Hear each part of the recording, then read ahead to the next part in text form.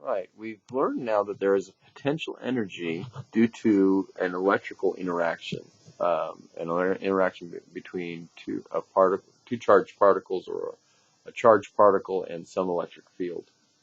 Okay.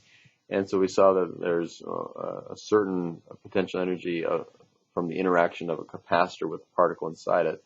Well, a very common one, and one from which we can find all sorts of different potential energies, is the potential energy of a particle, okay, or between two particles, I should say.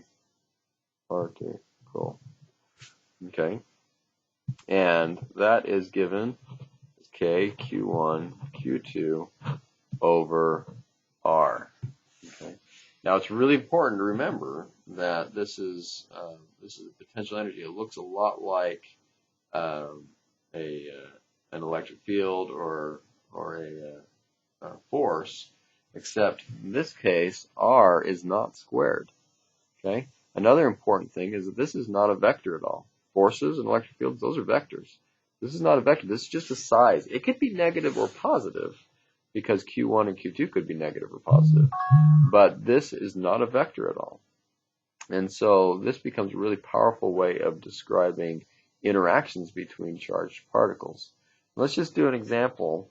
If I have two particles, okay, I can call this Q1 and Q2, and let's say this is plus and this is minus, and I can just simply, distance between them is R.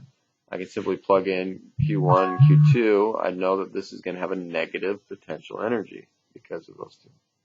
What do I do if I now have another particle that, let's call it negative, and the distance between it and the left one's R, and the distance between it and the right one is R as well?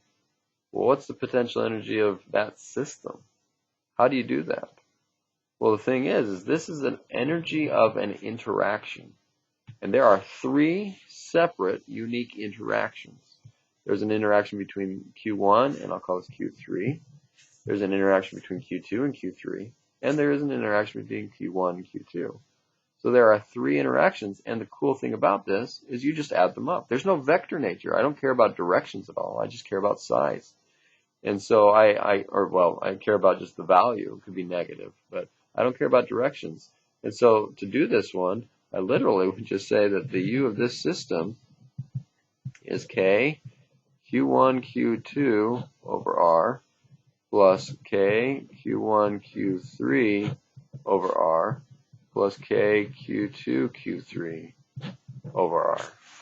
If I had 4, then I'd have to have every pair. Now, just to make sure we can check that, let's have 4 particles. 1, 2, 3, and 4. How many interactions are there?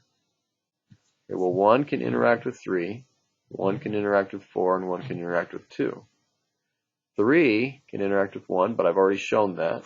3 can interact with 4, and 3 can interact with 2. Okay. 4 can interact with 3, I've already shown that. It can interact with 1, I've already shown that. And it can interact with 2. And then 2 can interact with 1, 3, and 4, but I've already shown those. And so for 4 particles, there are 1, 2, 3, 4, 5, 6 terms. There are 6 terms that I'd have to add up to be able to find the potential energy of that system.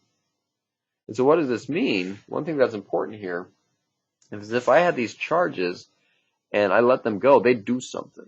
So I have a positive and 2 negatives. Well, these negatives will repel, but they'd be attracted to this positive. And depending on the overall size, they could end up smashed together on this one, or repelled far apart from each other, just depending on how big Q1 was. Okay, so this system has a potential energy to do something. It has a potential energy to create kinetic energy. These will eventually move and do something. Same thing here, is this would be the kinetic or the potential energy for them to do something. Once I released them from those positions, they would move, and so that potential energy would be turned into kinetic energy. Okay, so we can describe the motion that would happen based on an initial energy of the system.